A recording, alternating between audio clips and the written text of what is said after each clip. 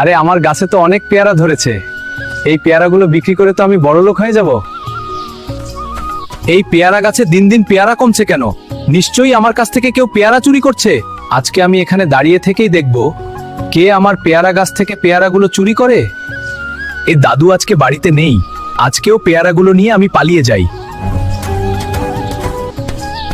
আজকে আমি দেখবই কবুতর এই পেয়ারাগুলো নিয়ে কোথায় যাই। কেউ তো দেখে নাই, আমি পেয়ারাগুলো নিয়ে ঘরে চলে যাই।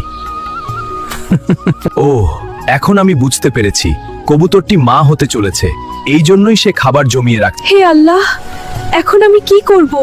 চারদিকে তো ঝড় বৃষ্টি শুরু হয়ে গেছে। হ্যাঁ আল্লাহ, এখন তো ঝড় বৃষ্টি শুরু হয়ে গেছে, আমাকে এই কবুতরটিকে বাঁচাতে হবে। কবুতর বন্ধু, আজ থেকে তুমি আমার সাথেই থাকবে, ঠিক আছে? চলো আমার বাড়িতে চলো।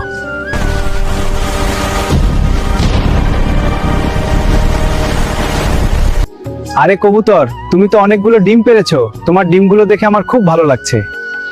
এই দাদু দেখো, আমার কত সুন্দর সুন্দর বাচ্চা হয়েছে। দাদু, সবাই আমাদের ভিডিও দেখে কিন্তু কেউ লাইক দেয় না, কেউ সাবস্ক্রাইব